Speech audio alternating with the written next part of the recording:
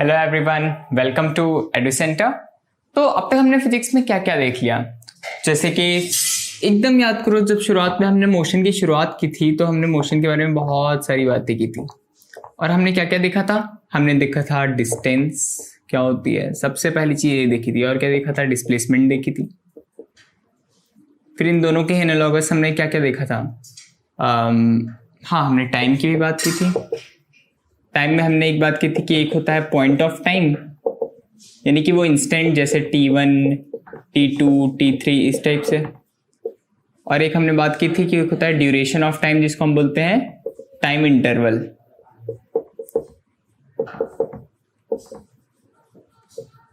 और हमने क्या क्या बात की? हमने बात की थी पोजीशन की। तो पोजीशन तो इसी में आ ही गया था कि किसी भी टाइम पे किसी भी ऑब्जेक्ट की एक पोजीशन होती है। तो और क्या बात की थी? हमने बात की थी स्पीड की, जो distance travel divide by time taken. हमने बात की वेलोसिटी की। वेलोसिटी क्या थी? Total displacement travel divide by time taken. और हमने बात की फिर एक्सेलरेशन की। करेक्ट, इतनी चीजों की हम बात कर चुके हैं। तो आज हम वापस इनके बारे में क्यों बात कर रहे हैं? क्योंकि अब हम पढ़ने वाले हैं इक्वेशंस ऑफ मोशन। तो उससे पहले हमें कुछ बातें जानना बहुत जरूरी है, जैसे कि एक चीज का बहुत क्लियर डिस्टिंक्शन हमारे माइंड में होना चाहिए कि यूनिफॉर्म वेलोसिटी क्या होती है, यूनिफॉर्म एक्सेलरेशन क्या होता है, नॉन यूनिफॉर्म वेलोसिटी क्या होती है और नॉन यूनिफॉर्म एक्सेलरेशन क्या होता है। क्या मतलब होता है हमारा जब हम कहते हैं कि कोई क्वांटिटी यूनिफॉर्म या फिर नॉन यूनिफॉर्म है। तो चलिए ये भी देखेंगे। सबसे पहले जैसे डिस्प्लेसमेंट को, इससे पहले हम जान लेते हैं कि जनरली किस चीज को किससे हम डिनोट करने वाले हैं। डिस्प्लेसमेंट को हम जनरली डिनोट करेंगे S से, टाइम को T से, स्पीड को इन जनरल हम, वैसे कोई जरूरत नहीं पड़ती है, इसको भी हम इन जनरल V या U से ही डिनोट कर देते हैं। और स्पीड का इन जनरल हमें काम नहीं पड़ेगा, अगर कभी पड़ेगा तो फिर हम देख लेंगे, किसी भी चीज से डिनोट कर देंगे। वेलोसिटी को हम इन जनरल V से डिनोट करते हैं और एक्सेलरेशन को हम इन जनरल A से डिनोट करते हैं। अब चलो आते हैं कि यूनिफॉर्म या नॉन यूनिफॉर्म का क्या मतलब होता है। तो what it means when we say uniform.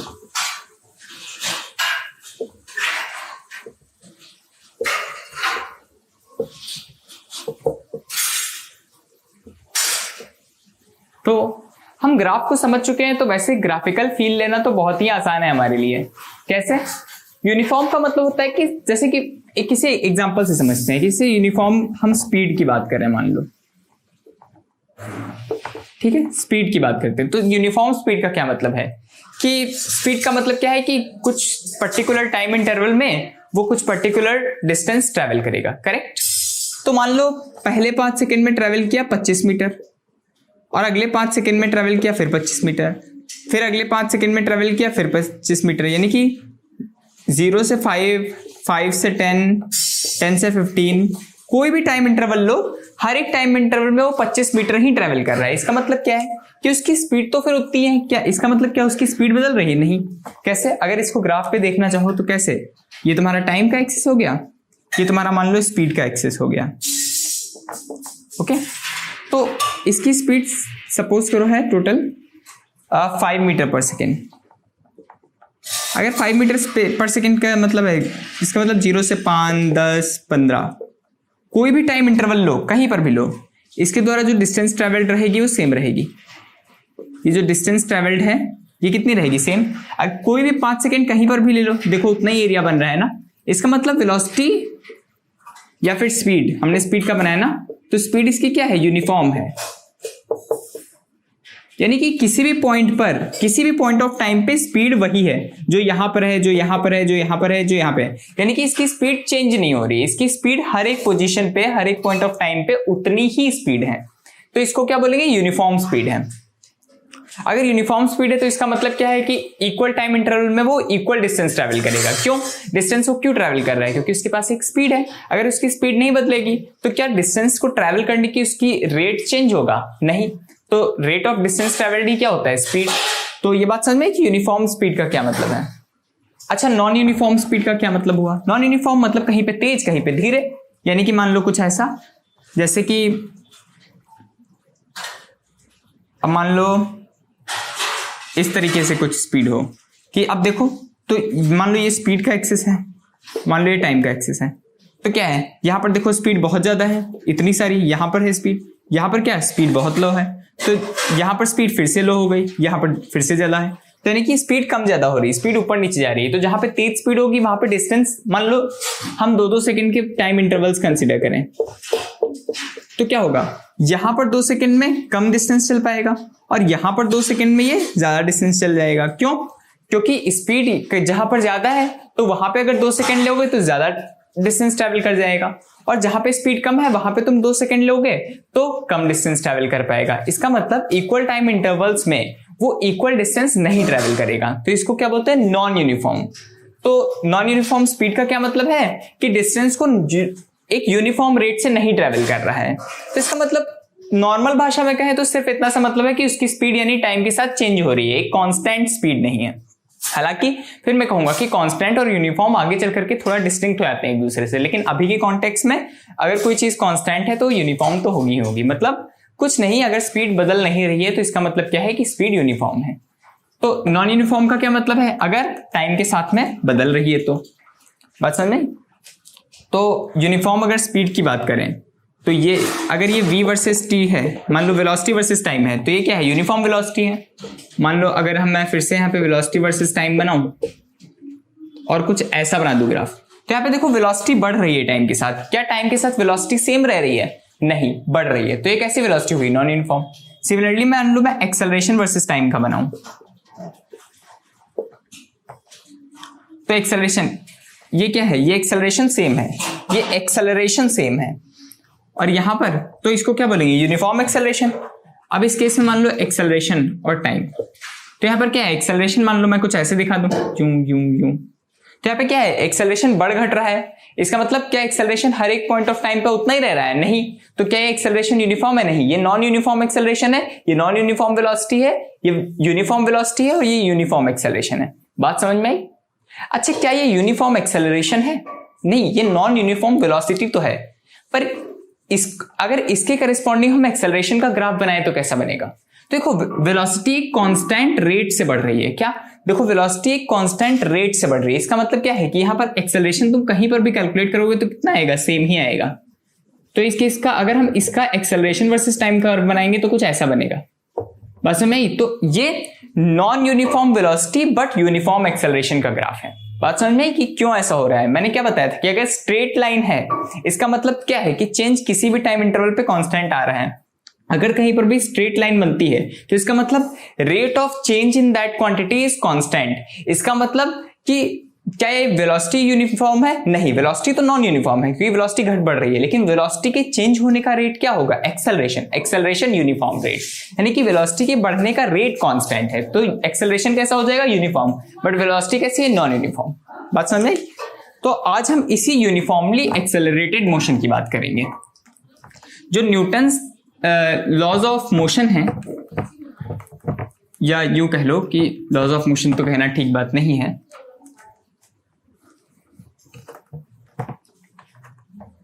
ठीक है, जो 3 इक्वेशंस ऑफ मोशन, जो 3 इक्वेशन है मोशन की वो कैसे डिफाइंड है? तो जो 3 इक्वेशन ऑफ मोशन है वो किस टाइप के मोशन के लिए डिफाइंड है ये समझो कि these are only defined for uniformly accelerated motion.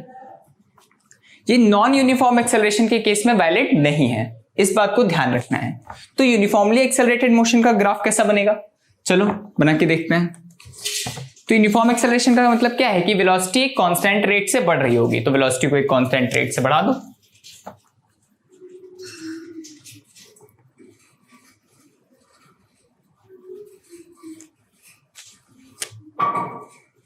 तो मान लो कोई ऑब्जेक्ट t, ये मान लो इस एक्सिस पे हमारा है टाइम और इस एक्सिस पे मान लो है हमारी वेलोसिटी।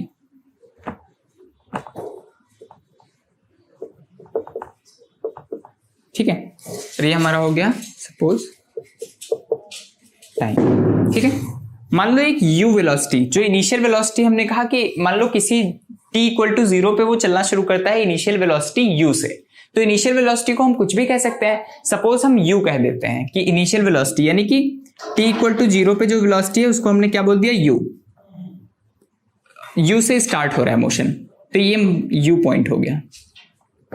तो इस तरफ हम क्या डालेंगे, ये y एक्सिस है हमारा, ये x एक्सिस है। x एक्सिस क्या है, टाइम का एक्सिस, और y एक्सिस क्या है, वेलोसिटी का एक्सिस।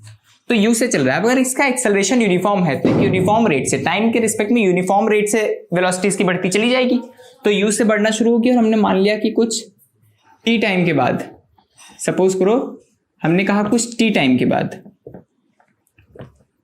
ये जो टाइम इंटरवल हो गया इसको हमने क्या कहा कि कुछ t टाइम के बाद इसको जो वेलोसिटी हो गई वो बढ़ करके कितनी हो गई, सपोज करो हमने कहा कि इसकी वेलोसिटी बढ़ करके हो गई v हो गई। तो u से चला शुरू किया, बढ़ते बढ़ते इसकी v हो गई। तो हमने अब ये कैसा मोशन है, यूनिफॉर्मली एक्सेलरेटेड मोशन है। अब इस टाइप के मोशन के लिए हम इक्वेशंस ऑफ मोशन को डिराइव करने जा रहे हैं। तो लेट अस से हमने इस पॉइंट को नाम मार्क कर दिया से a, ये पॉइंट हमने बोल दिया कि a है, और मान लो हमने इस पॉइंट को बोल दिया b, इसको हमने मान लो बोल दिया c, हमने बोल दिया D, और इसको मान लो बोल दिया E। मैंने कोशिश की कि जो एनसीईआरटी में पॉइंट्स के नाम रखे गए वही मैं रखूं, ताकि अगर आप रिवाइज करें तो आपको बिल्कुल भी तकलीफ ना हो। तो अब चलो डिराइव करने की कोशिश करते हैं कि इनसे हम, अब इक्वेशन ऑफ मोशन का मतलब क्या है कि हम मोशन को एक दूसरे से रिलेट कर सके, यानी कि एक क्वांटिटी से हम दूसरी क्वांटिटी को निकाल सकें। तो इसका क्या तरीका है, निकाल के देख लेते हैं। तो सबसे पहला हम इस ग्राफ से क्या क्या पता लगा सकते हैं, तो चलो पता लगाने की कोशिश करते हैं। क्या एक बात फिक्स है कि हमेशा जो इसका सपोज जो OA है, ये जो लेंथ OA है, OA किसको डिपिक्ट कर रहा है, यहाँ पे देखो OA क्या है, U है, करेक्ट। जो OE है वो क्या है, तो OE तुम्हारा V हो गया, एब्सोल्युटली।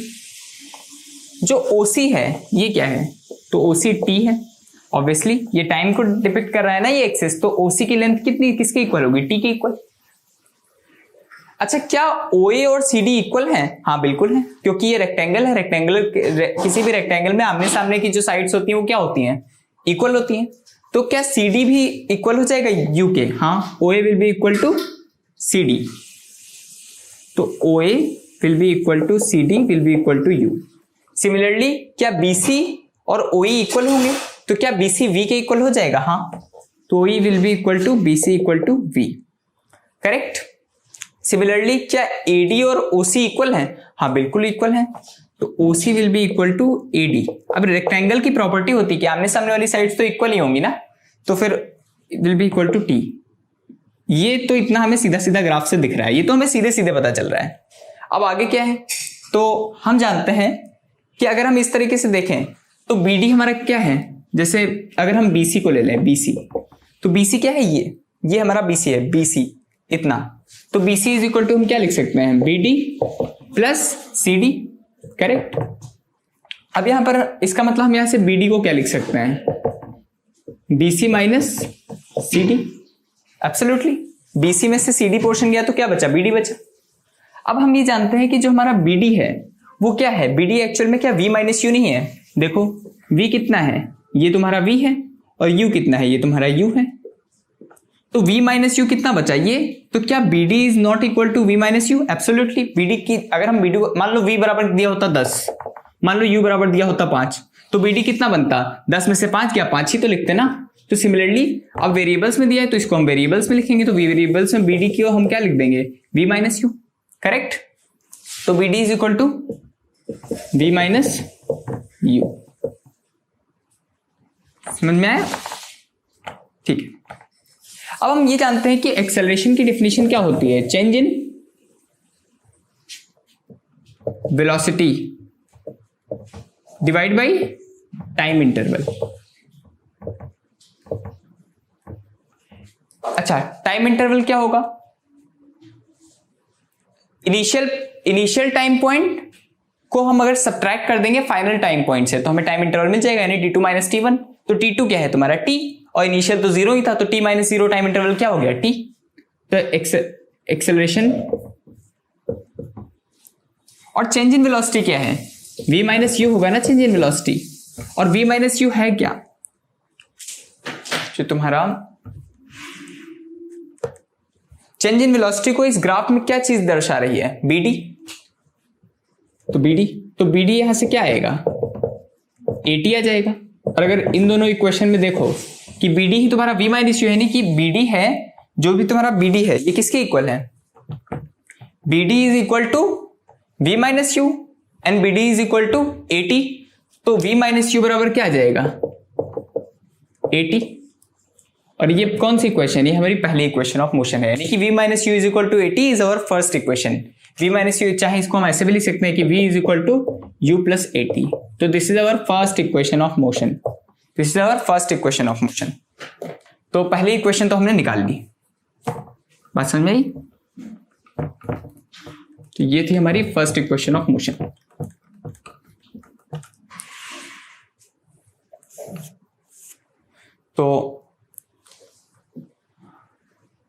तो फर्स्ट इक्वेशन ऑफ मोशन क्या है, इक्वेशन ऑफ मोशन में पहली इक्वेशन क्या आई, v is equal to u plus 80। यानी कि अगर एक्सेलरेशन a है, कुछ t टाइम इंटरवल में उसकी वेलोसिटी चेंज हो जाती है u से v, तो v किसके इक्वल होगा, u प्लस 80 के इक्वल होगा। और ये सिंपल भी है, क्योंकि हम ग्राफ से डेरिवेशन सीख रहे हैं इसलिए हमने जबरदस्ती ग्राफ का यूज किया है, वरना ये तो हमें डायरेक्ट भी दिख जाता है। कैसे डायरेक्ट, कैसे एक्सेलरेशन क्या होता है, change in velocity divide by time interval. तो यहां से v क्या आ जाएगा, v बराबर आ जाएगा u प्लस 80 ना। तो फॉर्मूला से तो ये सीधे सीधे आ रहा है, लेकिन चूंकि हमें ग्राफिकली डिराइव करना है इसलिए हमने ग्राफिकल मेथड से इसको डिराइव किया है। बात समझ में।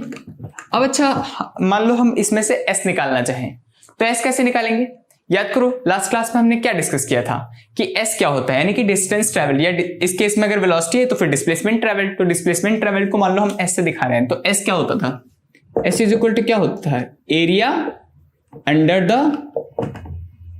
Velocity time curve. तो चूंकि वेलोसिटी टाइप ग्राफ है, तो ये जो भी ग्राफ है, जो भी कर्व है, कर्व क्या है यहाँ पर, ग्राफ मतलब जितना तुम्हारा ये पोर्शन है, ये ए बी लाइन ही तुम्हारा ग्राफ है, बाकी तो सब ये डॉटेड है। क्योंकि ए बी ग्राफ पे जो भी ट्रेजेक्ट्री होती है, जहां भी तुमने मोशन को डिपिक्ट किया है, सिर्फ उन पॉइंट्स का कलेक्शन ही तुम्हारा कर्व में काउंट होता है। सॉरी, नॉट ट्रेजेक्ट्री, बट जो भी तुमने मोशन को दिखाने के लिए जिन पॉइंट्स को प्लॉट किया है उनका कलेक्शन ही तुम्हारा क्या होता है, कर्व होता है। तो ए बी के अंडर एरिया यहां पर कितना आ रहा है, अगर देखो तो ए बी के अंडर का एरिया क्या हुआ, ये एरिया हो गया। तो मैंने क्या बताया था कि जो भी टाइम पॉइंट्स हैं, तो यहाँ पे इन दो पॉइंट्स के बीच में हम कितनी डिस्टेंस ट्रैवल हुई ये देखना है ना। तो इनके बीच में कर्व के अंडर जितना एरिया आएगा वही तुम्हारी डिस्टेंस ट्रैवल्ड हो जाएगी। तो इसमें देखो दो पार्ट है, एक क्या है, एक तुम्हारा रेक्टेंगुलर पार्ट है इसका एरिया, और प्लस एक ये जो ट्रायंगल पार्ट है इसका एरिया। तो इसमें एरिया किसका आएगा, पहले तो एरिया ऑफ रेक्टेंगल, रेक्टेंगल क्या है, OCDA, OCDA, प्लस इसमें एरिया किसका आएगा, प्लस इसमें एरिया और किसका आ जाएगा, ऊपर वाले ट्रायंगल का। ट्रायंगल कौन सा है, ADB, एरिया ऑफ ADB। तो OCDA का एरिया निकालो। तो OCDA का अगर एरिया निकालना है तो OA into OC plus triangle का area half into base length, base length कितनी है AD, इंटू हाइट, हाइट कितनी है BD, करेक्ट। अब यहां पे उठा के इन सब की वैल्यू रख दो, तो कितना कितना वैल्यू हो गई, OA कितना है तुम्हारा, OA किसके इक्वल होगा, OA तुम्हारा U है ना, तो U रख दो। OC क्या है, OC T है, तो T रख दो। मैं यहां से उठा रहा हूं, ये OA क्या है U, OC क्या है T, मतलब कौन किस चीज को डिपिक्ट कर रहा है, तो OA किसको डिपिक्ट कर रहा है, U को, है ना। तो UT प्लस हाफ AD क्या है, अब AD जो है ये AD है, तो हमें AD तो नहीं पता, लेकिन ये पता है OCT है। अगर OCT है तो चूंकि अपोजिट साइड्स हैं और रेक्टेंगल में अपोजिट साइड्स इक्वल होती हैं, इसलिए AD क्या हो जाएगा, T हो जाएगा। तो हाफ इंटू T हो गया ये AD, है ना, इंटू BD बचा। तो BD क्या था, BD याद करो, BD हमने क्या सिद्ध किया था लास्ट में कि BD क्या था, 80, BD को हमने 80 दिखाया था ना, तो टाइम्स 80। लास्ट क्वेश्चन में हमने क्या लास्ट में दिखाया था कि BD by T must be equal to A, तो BD क्या आएगा 80। ये हम जब अभी फर्स्ट इक्वेशन डिराइव कर रहे थे उसमें हमने निकाला था ना, तो वहां से हमने रख दिया तो कि BD 80 होगा। तो यहां से क्या आ गया है, जो सेकेंड इक्वेशन ऑफ मोशन आ गई, S is equal to UT plus half 80 square. इसका मतलब क्या है कि अब हमें एक फॉर्मूला मिल गया कि मान लो, अब इसकी यूटिलिटी क्या है इक्वेशन ऑफ मोशन की, कि मान लो तुम्हें u पता है, इनिशियल वेलोसिटी पता है, और तुम्हें v पता है, यानी कि फाइनल वेलोसिटी पता है, जैसे v तो ऊपर है। अब इसमें मान लो तुम्हें सिर्फ डिस्टेंस ट्रेवल निकालनी है, तुम्हें v भी जानने की जरूरत नहीं, तुम्हें एक्सेलरेशन पता है, तुम्हें इनिशियल स्पीड या इनिशियल वेलोसिटी पता है, तो बस ut plus half at square इसमें चीजें रख दो, अपने आप ऐसा आ जाएगी। अभी हम कुछ क्वेश्चंस जब इसके करेंगे तो क्लियर होगा कि इक्वेशन ऑफ मोशन की यूटिलिटी क्या है। बात समझ में आई? तो ये सेकंड इक्वेशन ऑफ मोशन हो गई। ठीक है, अच्छा माइंड एट कि इसमें एक्सेलरेशन कांस्टेंट रहे, एक्सेलरेशन यूनिफॉर्म रह रहा है। क्यों? क्योंकि इक्वेशन ऑफ मोशन तुम्हारी डिफाइंड ही यूनिफॉर्मली एक्सेलरेटेड मोशन के लिए है। अगर एक्सेलरेशन नॉन यूनिफॉर्म हो तो फिर ये इक्वेशंस डिफाइंड नहीं है, वैलिड नहीं रहेंगी। तो अब आगे करें। हाँ, तो अब कौन सी, तो दो इक्वेशन तो हमारे पास आ गई। सेकेंड इक्वेशन क्या है हमारे पास, s बराबर ut plus half at square. अब थर्ड इक्वेशन निकालते हैं, चलो। तो थर्ड इक्वेशन क्या है? थर्ड इक्वेशन, अब देखो फर्स्ट इक्वेशन क्या है, v u a और t में रिलेशन। सेकेंड इक्वेशन में v तुम्हारा गायब हो गया। सेकेंड इक्वेशन में तुम्हारा क्या है, u t a और s में रिलेशन है। अब थर्ड में क्या है, थर्ड में तुम्हारा t गायब हो जाएगा और बाकी में रिलेशन हम काउंट कर रहे हैं, यानी हम डेराइव कर रहे हैं कि हमें कुछ पता है तो कुछ और कैसे निकाले, यही इक्वेशंस ऑफ मोशन है। तो इसका तरीका क्या है? अच्छा, थर्ड इक्वेशन को निकालने का एक बहुत सीधा सा तरीका है, क्या कि हम सेकंड वाली इक्वेशन में, सेकंड इक्वेशन क्या थी, ut plus half at square. इस सेकंड वाली इक्वेशन में अगर हम t को, t बराबर क्या होता है, अच्छा पहले बताओ कि फर्स्ट इक्वेशन से t निकालो, t क्या आएगा, फ्रॉम फर्स्ट इक्वेशन t क्या आएगा, इस वाली इक्वेशन का। अगर हम इस वाली इक्वेशन से t निकाल के सेकंड में रख दें, यानी कि इक्वेशन नंबर 1 से हम t की वैल्यू निकाल करके सेकंड वाली में रख दें, तो t हट जाएगा और एक नई इक्वेशन पैदा हो जाएगी।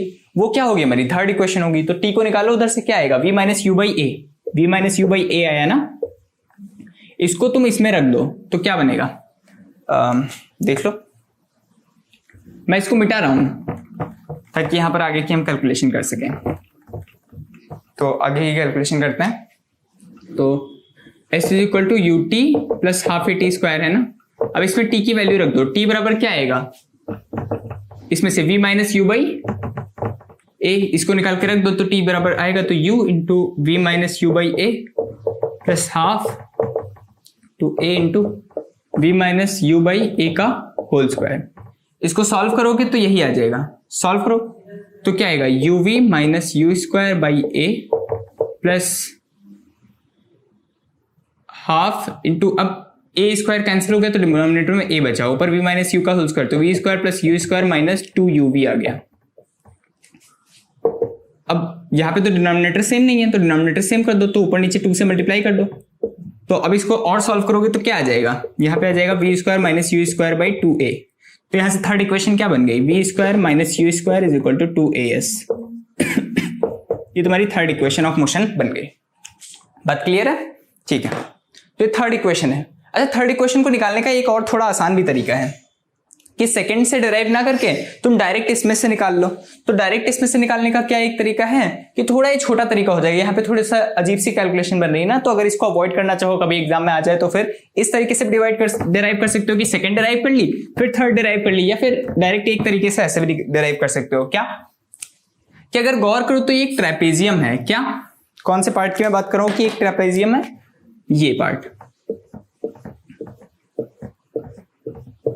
करेक्ट। तो S is equal to area of this trapezium, कौन सा ट्रेपेजियम, OCBA।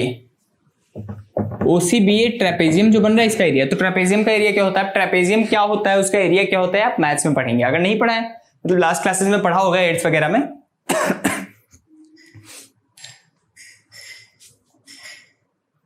अगर नहीं पढ़ा है तो फिर आप पढ़ेंगे आगे, तो कोई दिक्कत नहीं, एक बार रिवाइज कर लेना बस। तो ट्रेपेजियम का फॉर्मूला ये होता है कि फॉर्मूला होता है half into sum of unequal sides. तो अनइक्वल कौन सी, OA एंड BC जो आजू बाजू सामने वाली हैं, और multiplied by distance between them. तो क्या हो जाएगा, half into OA plus OB into इनके बीच की डिस्टेंस कितनी है, OC। तो यहां से अगर निकालोगे तो हाफ इंटू OA क्या था तुम्हारा, U प्लस OB कितना था, V इंटू OC क्या है T। और टी को तुमने क्या निकाला फर्स्ट वाले इक्वेशन से, v minus u by a, तो ये क्या हो जाएगा u plus v times u minus v divide by 2a। अब u plus v into u minus v अगर ये मल्टीप्लाई करोगे तो बनेगा, सॉरी u माइनस वी नहीं, यहाँ पे v माइनस यू होगा ना, हाँ, तो v square minus u square by 2a बनेगा। तो 2a को इधर मल्टीप्लाई कर दो, v square minus u square is equal to 2as। ये कौन सी इक्वेशन आ गई, third equation of motion. Third equation फिर क्या आई कि v square is equal to u square plus 2as। बस ये 3 इक्वेशंस ऑफ मोशन है। इनका यूज कहाँ आएगा, क्वेश्चंस में आएगा कि कोई कुछ क्वांटिटीज दे देगा, बाकी क्वांटिटी पूछेगा, वहां पे हम लगा देंगे। बात समझ में? इतना आप अच्छे से रिवाइज कीजिए, फिर नेक्स्ट क्लास में जब हमने डेरिवेशंस इसलिए पढ़े क्योंकि एग्जाम में पूछे जा सकते हैं और आने भी चाहिए। नेक्स्ट क्लास में जब हम क्वेश्चंस करेंगे तो बहुत अच्छी क्लैरिटी आ जाएगी। तब तक के लिए बस इनको रिवाइज कीजिए और ये 3 रट के रखनी है, इनको तो रट लेना है, फिर इनको यूज कैसे करना है हम अगली क्लास में सीखेंगे। अगर कोई डाउट है तो कमेंट बॉक्स में पूछिए और बाकी आप रिवाइज करते रहिए, मस्त रहिए, पढ़ते रहिए। चलिए, थैंक यू।